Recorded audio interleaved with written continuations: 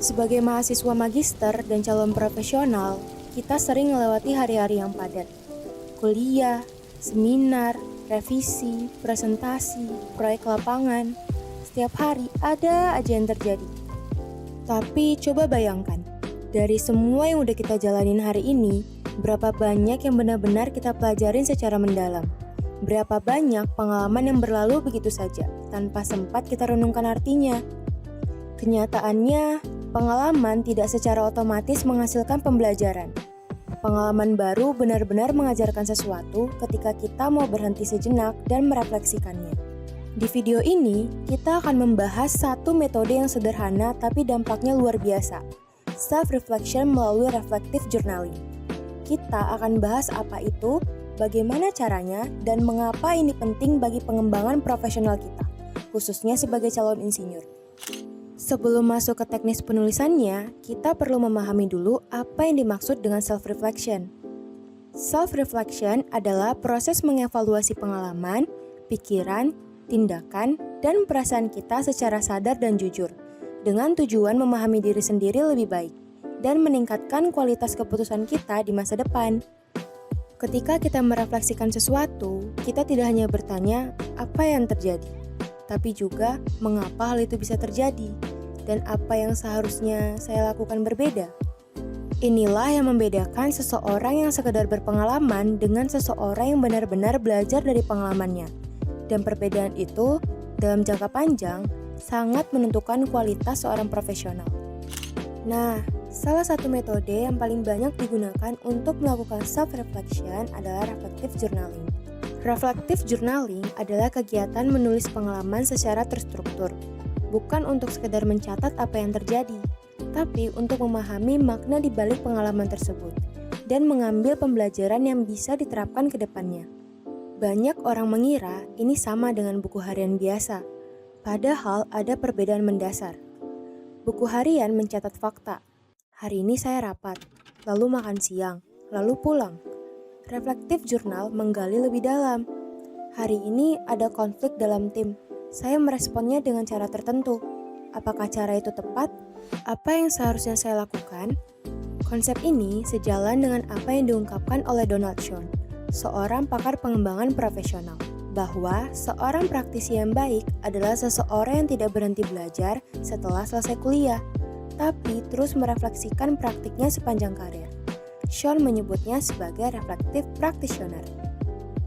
Sekarang pertanyaannya, bagaimana caranya menulis refleksi yang benar-benar bermakna, bukan sekedar curhat tanpa arah?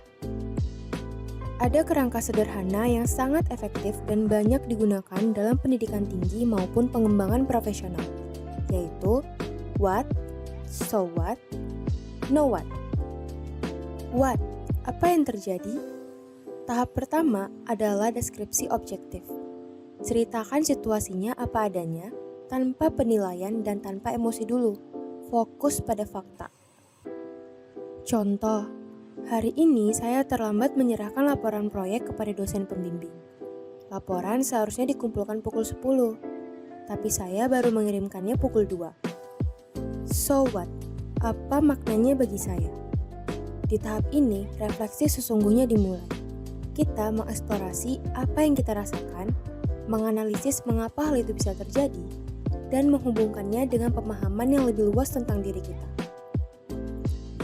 Contoh, saya merasa malu dan tidak profesional.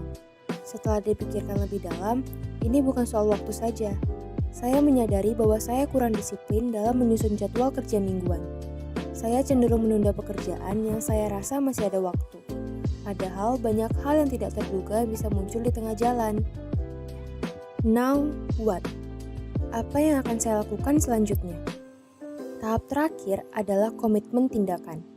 Refleksi tanpa tindakan hanyalah perenungan yang tidak menghasilkan perubahan. Di sini kita merumuskan langkah konkret yang akan kita ambil. Contoh, mulai minggu ini saya akan membuat timeline kerja mingguan setiap Senin pagi, dengan tenggat internal yang lebih awal dari tenggat sesungguhnya, minimal 2 hari lebih awal. Saya juga akan melakukan evaluasi singkat setiap Jumat sore untuk melihat progres mingguan. Dengan 3 tahap ini, what, so what, Now what? Setiap pengalaman sekecil apapun bisa menjadi bahan pembelajaran yang nyata dan terarah. Mungkin ada yang bertanya, apakah ini relevan untuk dunia teknik sipil? Bukankah kita lebih banyak berurusan dengan hitungan, data, dan spesifikasi teknis? Justru disinilah banyak orang keliru. Keputusan teknis dalam konstruksi tidak pernah terjadi dalam ruang hampa. Di balik setiap keputusan ada proses berpikir, pertimbangan tim, komunikasi, dan penilaian situasional. Dan semua itu bisa dievaluasi melalui refleksi. Reflective journaling memberikan manfaat konkret bagi kita sebagai mahasiswa dan profesional teknik sipil. Antara lain, mengevaluasi keputusan teknis. Apakah metode yang kita pilih sudah tepat? Apa yang bisa diperbaiki untuk proyek berikutnya? Meningkatkan kemampuan problem solving.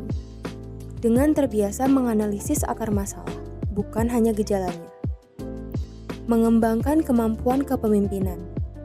Karena refleksi membantu kita memahami dinamika tim dan cara kita berkomunikasi. Mendukung pembelajaran sepanjang hayat, yang merupakan salah satu tuntutan standar kompetensi insinyur profesional Indonesia. Meningkatkan kesadaran diri, sehingga kita tahu persis di mana kekuatan dan area pengembangan kita sebagai profesional. Seorang engineer yang terbiasa merefleksikan pengalamannya akan jauh lebih adaptif menghadapi tantangan di lapangan. Karena ia sudah belajar dari kesalahan sebelumnya, bukan mengulang kesalahan yang sama. Setelah membaca manfaatnya, kita perlu jujur. Reflective journaling bukan tanpa keterbatasan. Metode ini sangat bergantung pada kejujuran dan kemampuan seseorang dalam melihat dirinya sendiri secara objektif. Dan itu tidak mudah. Tanpa panduan yang tepat, refleksi sering berhenti di permukaan. Hanya menceritakan ulang apa yang terjadi, tanpa benar-benar menghasilkan pembelajaran yang mendalam. Inilah mengapa para akademis menyarankan agar reflective journaling dikombinasikan dengan model refleksi yang lebih sistematis. Dua yang paling dikenal adalah yang pertama, Gibbs Reflective Cycle tahun 1988 yang memandu refleksi melalui 6 tahap: deskripsi, perasaan, evaluasi, analisis, kesimpulan, dan rencana tindakan. Yang kedua, Kolb's Experiential Learning Cycle tahun 1984 yang menyatakan bahwa pembelajaran terjadi melalui siklus pengalaman, refleksi, konseptualisasi, dan eksperimen aktif. Kerangka what, so what, now what yang kita bahas tadi sebenarnya sejalan dengan kedua model ini. Hanya disederhanakan agar lebih mudah diterapkan dalam keseharian.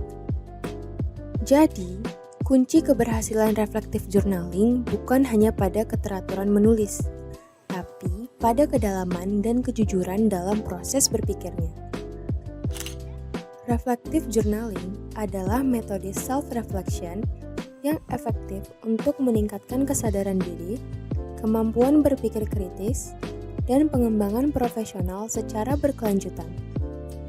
Bagi kita sebagai mahasiswa S2 Teknik Sipil maupun calon praktisi konstruksi, kebiasaan refleksi yang dilakukan secara konsisten bukan hanya membuat kita lebih produktif, tapi membuat kita lebih bijak dalam menghadapi setiap tantangan di lapangan.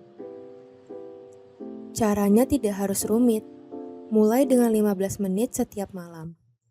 Pilih medium yang nyaman, buku fisik atau catatan digital. Gunakan pertanyaan sederhana. Apa yang terjadi hari ini? Mengapa? Dan apa yang akan saya lakukan besok? Lakukan hal itu secara konsisten. Dan dalam beberapa bulan, kamu akan melihat perubahan nyata. Bukan hanya dalam cara kamu bekerja, tapi dalam cara kamu berpikir. Karena pada akhirnya, bukan pengalaman itu sendiri yang membentuk seseorang profesional yang tangguh, tapi kesediaannya untuk belajar dari pengalaman tersebut. We do not learn from experience, we learn from reflecting on experience. John Dewey.